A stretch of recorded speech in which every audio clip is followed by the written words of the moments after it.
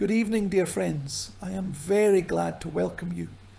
Today we are talking about one of the most interesting, penetrating and incredibly beautiful topics related to the heritage of ancient Egyptian civilization.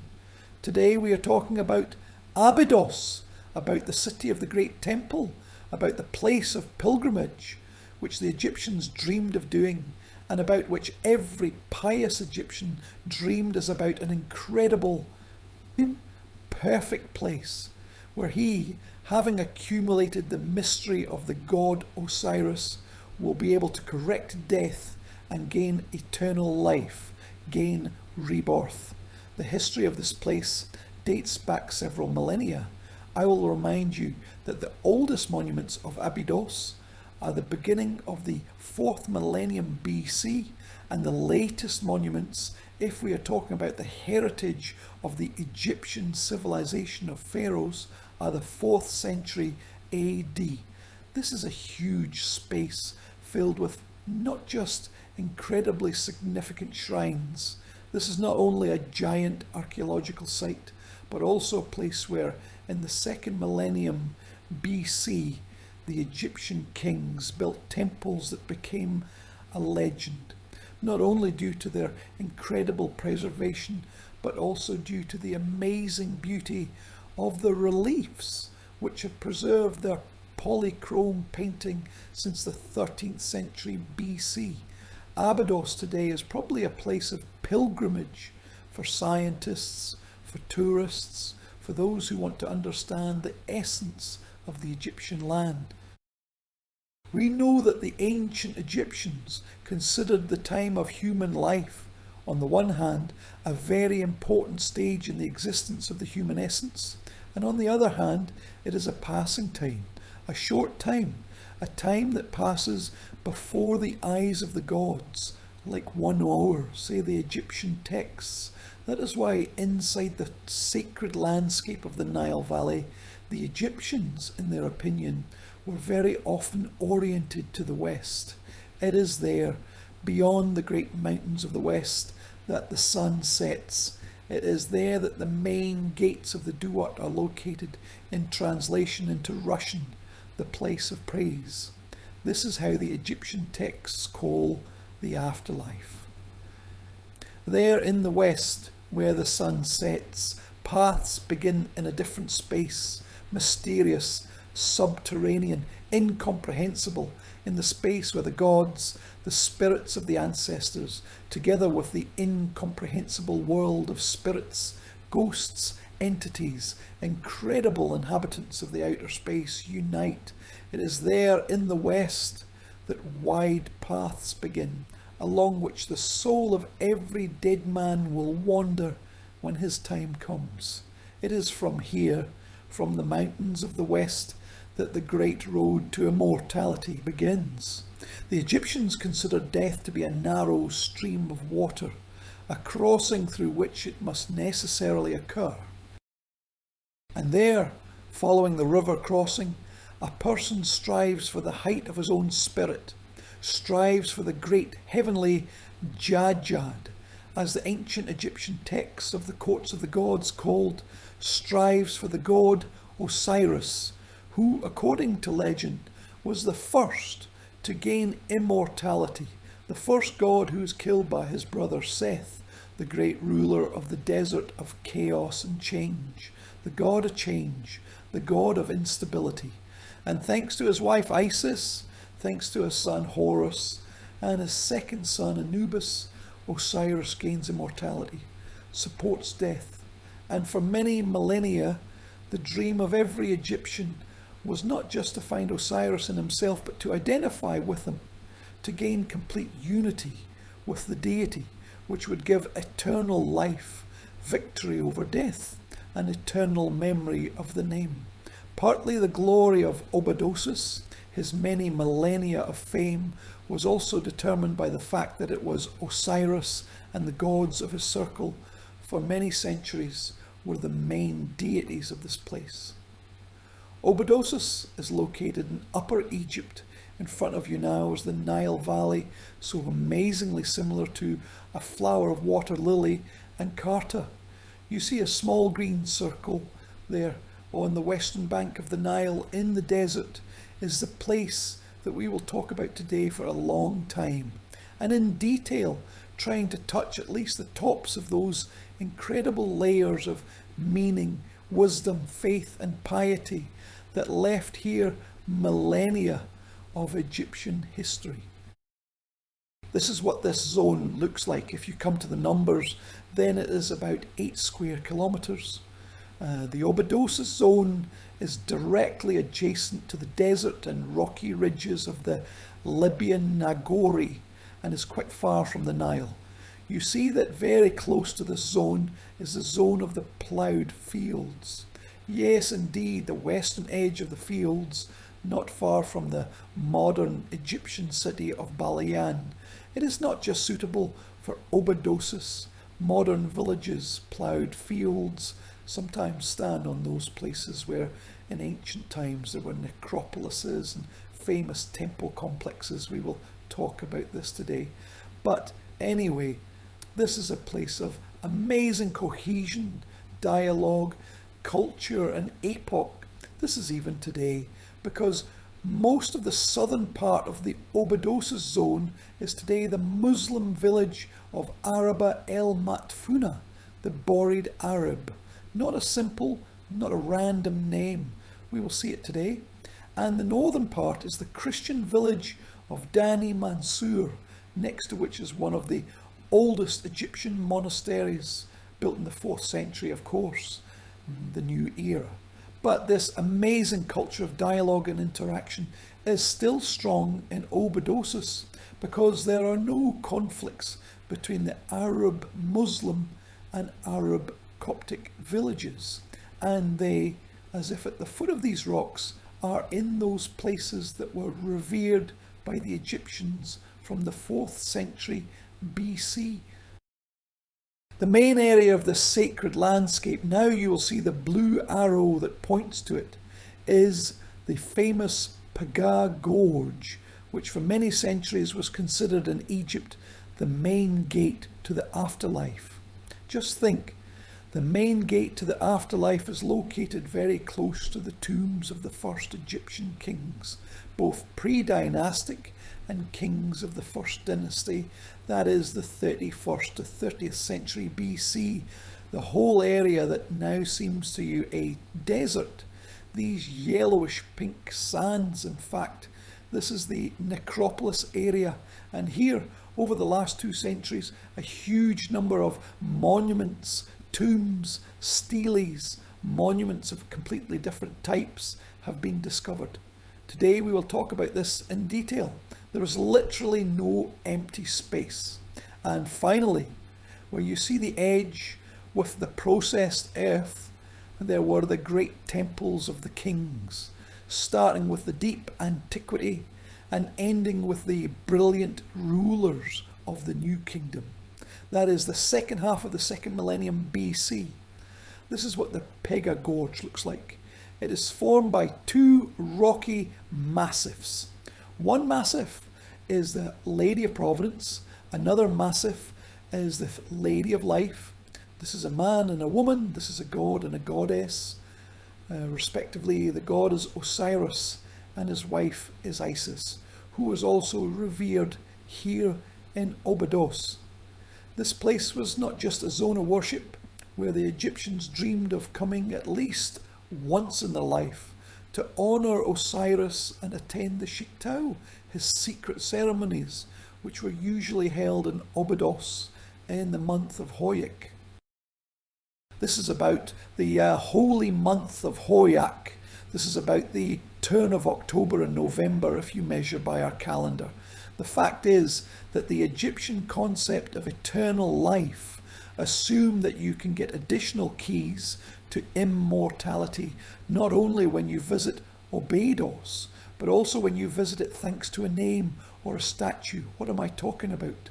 The fact is that most of the mysterious cults of the ancient world, such as Demeter in Eleusinian or the mystery of Apollo in Delphi assumed exclusively the participation of a person in these mysterious cults in life. In Egypt, everything was different. Egypt saw the afterlife in a different way. It measured time in a different way. Therefore, if a person came here to Abydos and ordered a stela, a statue, some other monument on which the name of his ancestor was imprinted, then thanks to this monument, thanks to the imprinted eternity of the name, the deceased could also be present at the mysteries of Osiris in Abydos.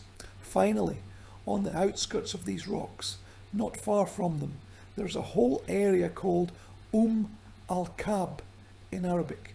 Those who came here in the 7th century of the new era of the Arabs were shocked to see a huge number of red clay pots at the foot of the rocks. Al-Kab literally translates as the mother of pots in this area.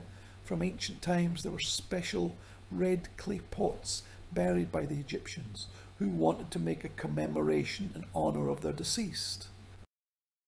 And in these pots, which were filled with any drink, water, milk, wine, beer, there was in fact a prayer made on water, and then these pots were overturned to the west, to the gorge, to the main gates of the afterlife, so that along with the poured drink, the soul of the beloved, dear, deceased person received this influence, received a commemoration, and received the repetition of the name, which was especially significant for the ancient Egyptians, who believed that the essence of the deceased, including Jevab, thanks to the fact that our name and deeds are commemorated on earth.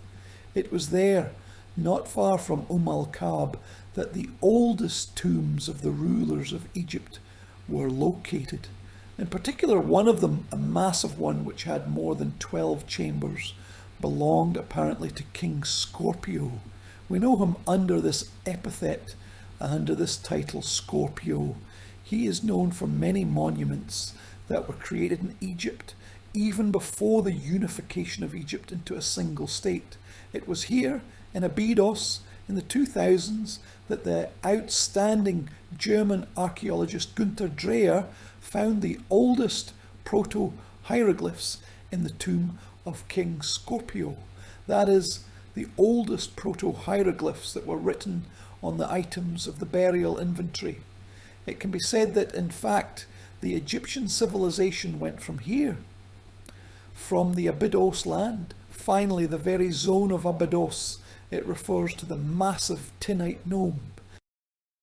Ten, the city of Ten, is not far from here, and the modern Girga was the capital of this place, the political capital.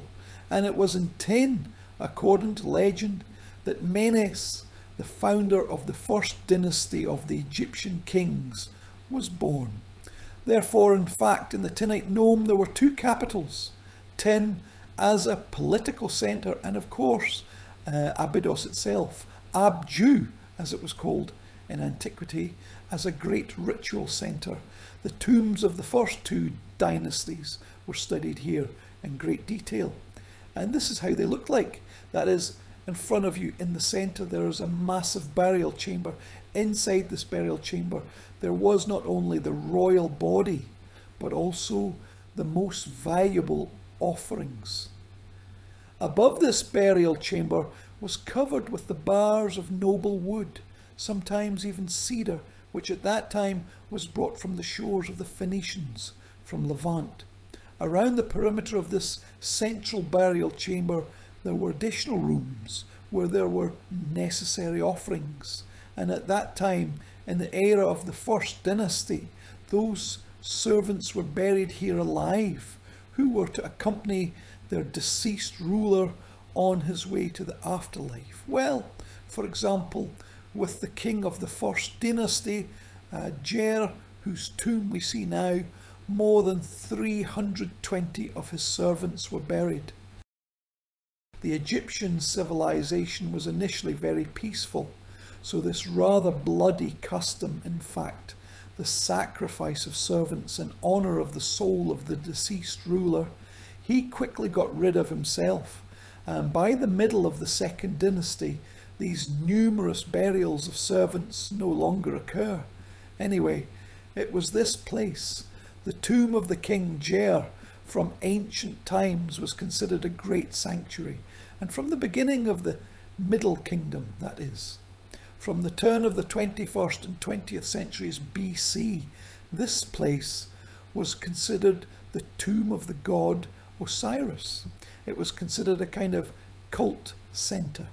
And it was here, on the tomb of the ancient king, a special specific sanctuary was built, which was an important point of departure of the great Shittles, the great mysteries of Osiris in Abydos. But first, a few historical shots. This is 1898. Here in Abydos works the mission of the French archaeologist and adventurer Emile Amelino, who led literally Vandal excavations.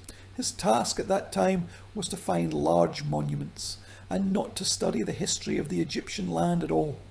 And the green rectangle that you see in front of you, it indicates one of the most amazing discoveries, which was made not only in Abydos, but also in Upper Egypt. This is a massive basalt monument created in the 18th century BC, which depicted a stone burial pit, decorated with the paws and heads of lions, and the body of Osiris lies on this bed. The monument was made during the reign of the little-known king Jetu I. However, it was a component of one of the greatest Egyptian shrines. Unfortunately, this area was very much destroyed by early Christians in the 4th to 5th centuries of the New Era, when it was not destroyed by chance, because they understood that they were destroying one of the greatest shrines of the previous era. But anyway, here on the tomb of the King Ajara, there was a massive altar made of excellent white crystalline limestone. Inside this altar structure there was a massive niche. In the niche there was a monument that is now in front of us. Finally, the upper part of this altar structure, which was destroyed by early Christians, is broken into more than 3,000 fragments. We began to receive information about the existence of this monument only in the early 2000s, thanks to the work of German archaeologists who consolidated these numerous fragments of a unique monument. So the upper part of this white altar structure bore the traces of constant interaction with fire. That is, we are talking about an altar on the surface of which, during the necessary elements of the most important holidays of Osiris, a sacred fire was lit. Fortunately, after the restoration, this is what the ceremonial lodge of Osiris looks like today. It is kept in the collection of the Egyptian Museum in Cairo. If you look closely, the hieroglyphic inscription that surrounds the perimeter of this lodge bears the traces of numerous reparations and usurpations. The fact is that the subsequent kings who later ruled Jedheperu considered the monument so successful, so sacred, that they tried to leave their name on this shrine. What do we see in front of us? The god Osiris, in the form of an embalmed body, apparently lies on a burial bed. On both sides, 4 falcons, 4 birds, the great goddess of protection, and finally the great goddess Isis, in the form of a falcon, according to legend, sits on the phallus of her deceased husband in order to start his son Horus from him, and thus defeat death by giving birth to a son, and accordingly, together with the son, giving birth to a new day.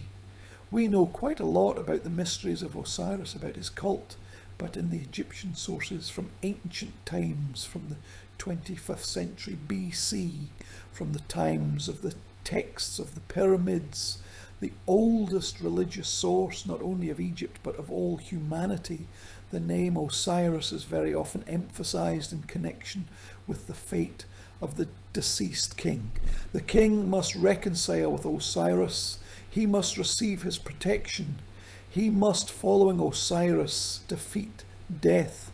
Separate sources of which, as I said, a lot, tell about various episodes of the great drama associated with Osiris. Nevertheless, we did not get to some whole text of the ancient Egyptian civilization, first of all, because many elements of the mystery of Osiris, they were exactly secret.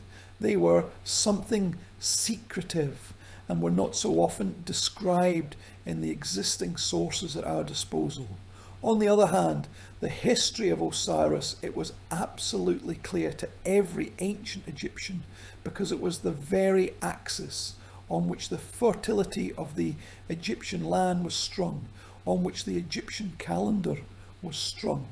And in fact, the first generalization, an attempt to fully tell the legend of Osiris, it is already found in Plutarch, his famous treatise about Isis and Osiris, which he dedicated to his girlfriend Delphic Pythia, that is, sacred, dedicated to a sacred person. In a nutshell, I will remind you of a legend which you probably know very well. In the Egyptian texts, it is emphasized that in the final days of the calendar year, in the additional days, the so-called Hiryu, the goddess of the sky nut, gave birth to her divine children. The elder was Osiris, the great king of the earth. Then Hathor, the choir of the elders, the great god of medicine. Then Seth, the god of chaos and change. Then Isis, the great active female power. And finally Nephthys, the great inert female power. Again, the great gods who, together with the great sun god, the great Atum, the creator of the world, and Heliopolis, personified themselves, made up the so-called Passajet, or the great nine goddesses. For the Egyptians, Osiris was, first of all, the perfect king of the past, the perfect ruler whose memory of good governance was emphasized in dozens of texts. Seth, the younger brother, jealous of Osiris, kills him, and kills him twice. First, he deceitfully lures him into a huge sarcophagus. Then, when the already killed body of Osiris and Isis finds, and from the dead body, with the help of magic and his all-powerful love, begins his baby, the great choir. Then Seth, having found the body of Osiris, in horror cuts it into many parts. From 14 to 42 parts of Osiris's body are mentioned in various sources, scattering them in different regions of Egypt. Together with his son, Chor, and the god of Anubis, Anubis of which Osiris gave birth to Nephthys. Chor and Anubis are brothers by father. Seth wanders through the Egyptian land in order to find the scattered parts of Osiris's body, unite them together, so that together with the united body, Osiris won death and regained rebirth.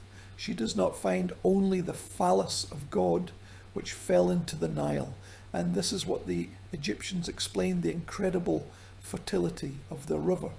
But anyway, here in Abydos, Isis finds the head of Osiris. So in ancient sacred texts, Abydos was also called Tor, the sacred land. And in the same way, Tor was called a huge reliquary, in which, according to legend, in Abydos, Isis buried the head of Osiris. Of course, we will talk about the Tor reliquary today. Finally, we remember that the grown-up Chor calls Seth to a fight, that is, his uncle. He defies Seth, deprives him of fertility. In response, Seth, during the battle, tears out his eye from Chor, the sacred eye of Ujad. Chor lets his dead father swallow his body, which is assembled into one of the pieces. And this is the greatest, the most heartless, the most unprecedented sacrifice. It launches in Osiris a cycle of new life, but nevertheless, having been reborn, he goes to another world. becomes a great judge, the lord of the other side of Ujad, another court. And so on the one hand, it is the righteous king, whose righteousness and the power of love to which he provided immortality. On the other hand, it is a guarantee of eternal life for the ancient Egyptian. And finally, on the third side, the whole story of Osiris and of course his wife Isis.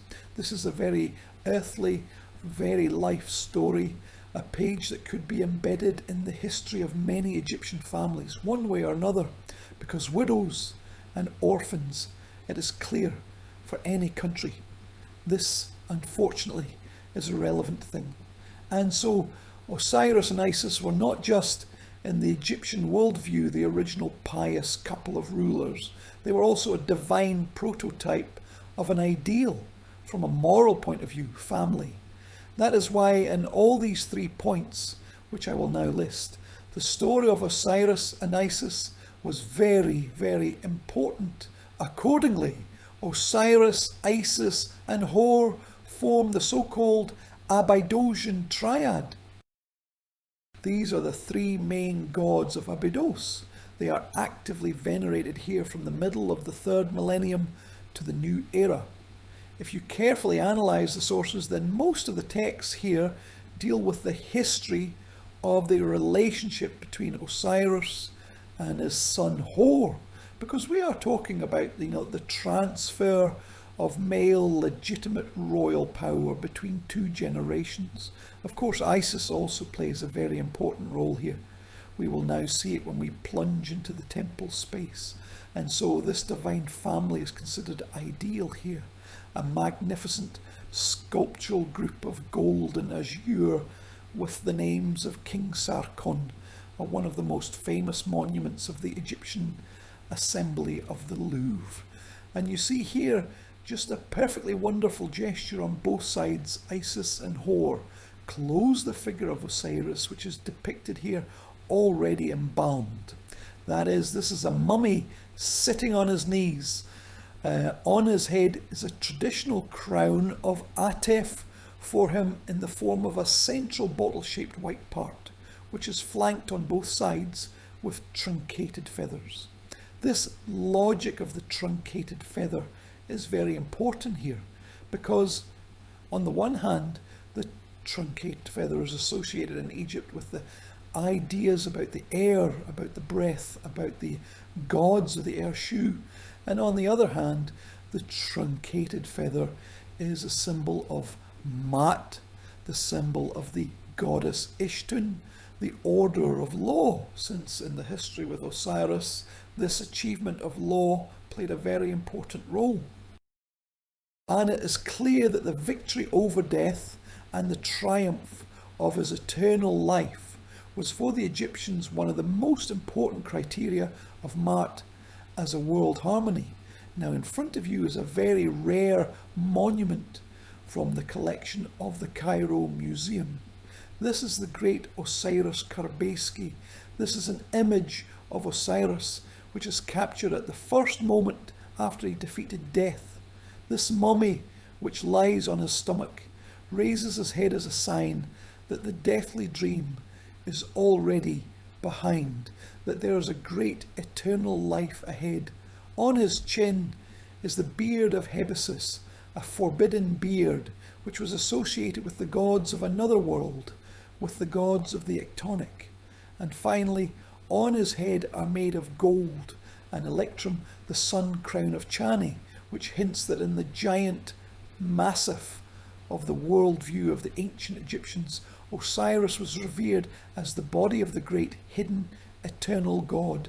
The sun was revered as the essence of Ba, as the soul of the eternal god. And so Osiris and the sun join in at 6 o'clock at night in each daily cycle.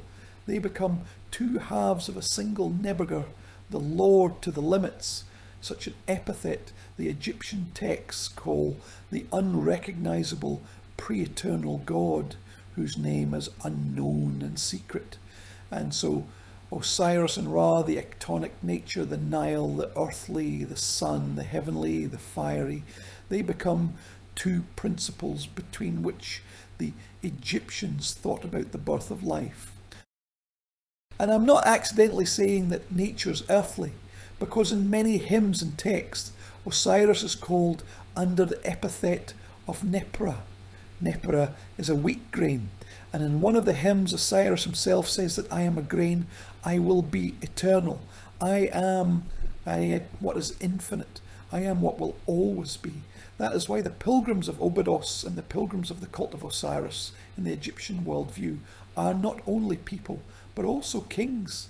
Not only kings, but also gods, because in this cosmic cycle, everything is subordinated to time, and Osiris becomes precisely the deity that destroys the course of time and helps to overcome death.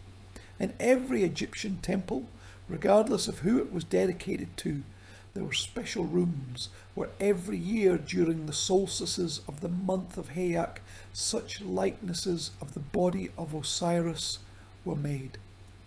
They were made from the silt of the Egyptian soil, in which a specially hand-selected grain was mixed, and then on such a likeness of the mummy of Osiris, a wax mask was put on. The grain was watered, and this growing Osiris symbolised the triumph of eternal life. Dead grain laid in the ground, and as the soil in Egypt was considered the structure of the male entity, and water, on the contrary, is something that fits the female entity. Therefore, water, like the tears of the goddess Isis, awakens the life of the grain, and from the dead, seemingly external grain, the green sprout of eternal life.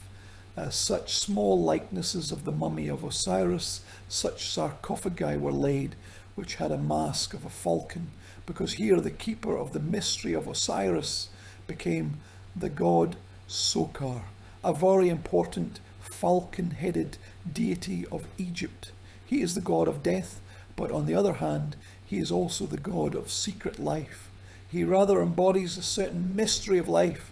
The sacred plant of Sokar is an onion. It seems to be dead, but if you want to put it on the bed, it will let out green feathers. And this is a new, recurring every season, a great legend about the triumph of life over death.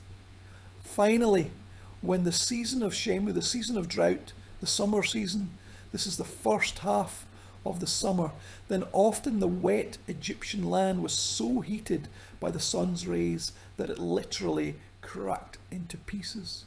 Therefore, even this episode of the legend about how Seth cut Osiris into 14 or 42 pieces had quite clear analogies for the ancient Egyptian in the surrounding world. Thus, for the Egyptians, the whole world within this annual agricultural cycle became a world of mystery, a world that was permeated by the divine spirit, a world where every episode told that life is infinite. We know that every year many Egyptians dream to come to Abydos during Sheitau, during the mystery of Osiris. Numerous texts and archaeological sources tell us that from the main temple of Osiris, the sacred ship of Osiris was carrying the body of a god. Since it was a great shrine, the texts say that it was not voluntary. The body of the god was cracked. That is, it already consisted of several parts, and it was believed that the unpronounceable death of the god took place in the temple. That is, the body of the god disintegrated into several parts. Accordingly, the body of the god crossed a special channel that was associated with death. We remember that death is a crossing, and there, on the other western shore, Ladia Neshmet followed along a special processional path to the gorge of Pegasus. Ladia spent one night in a special underground room inside the tomb of King Jera, above which, as we remember, was a white altar. The companion of the body of the god, according to the preserved text, which we will read with you today, was only the king. This is too great a shrine. This is too sacred for the Egyptians. Therefore, The king who wears the title of Sa Meri F, the son of his beloved, in special rituals becomes the first witness of what the texts say, that the body of Osiris begins to part together. And at that moment, when he sees this triumph of life, he comes out of the dungeon and shouts the so-called Klish Haker. He shouts that the triumph and the sacrament have taken place. At that moment, the triumph begins. A huge fire was lit, and all the pilgrims, who of course could not receive such honour, could not even touch the tomb of Osiris. They were waiting for him halfway on a special hill called Hekereshu, and they returned in triumph. The next morning, the boat with the body of the resurrected Osiris returned to his temple and the heavenly trial. After all, Osiris himself was the first to pass the trial and receive the title of Maharu with his right voice. Only after that he received the opportunity to judge the souls of others. Naturally, in Necropolis, during this pilgrimage, during this holiday, they brought a huge number of various objects, figurines, statuettes. Now in front of you are not so long ago found by German archaeologists figurines of Osiris and sacred snakes, which were also associated with the goddess Upes, with the goddess of sacred flame, which according to legend, as well as Isida, preserves the integrity of the body of Osiris and becomes the goddess of sacred fire, which is lit on the great white altar. Let's try again to go through this chain. We have the Temple of Osiris. At night, the pilgrims, together with the golden boat, go along a special processional road to the tomb, and at some point there at night, between the rocks on the tomb of God, a flame is lit, which symbolises the victory of life over death. We know about many episodes of this ceremony thanks to just a few sources.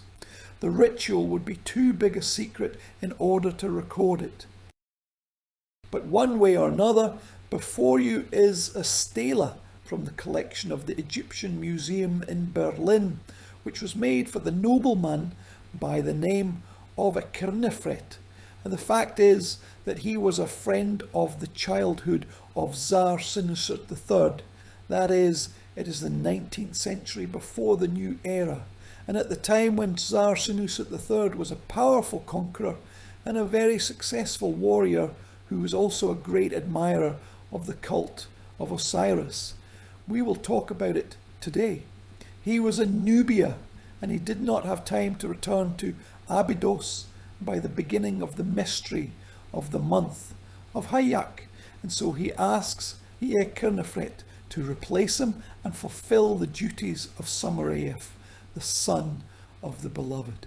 For the nobleman, it was also an incredible honour, so this monument was created about this event, which naturally occurs from the necropolis of Abydos. In many episodes, the most mysterious episodes of this mystery, the text speaks with the help of enigmatics, that is, just some names. Terms are replaced by separate hieroglyphs and images.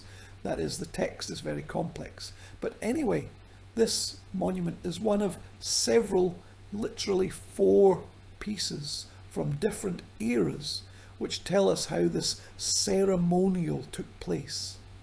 The order to the Tsar, the prince, the keeper of the seal of Upper Egypt, the only friend, the ruler of both houses of gold, the patron of both houses of silver, and the Kernefret, the honourable.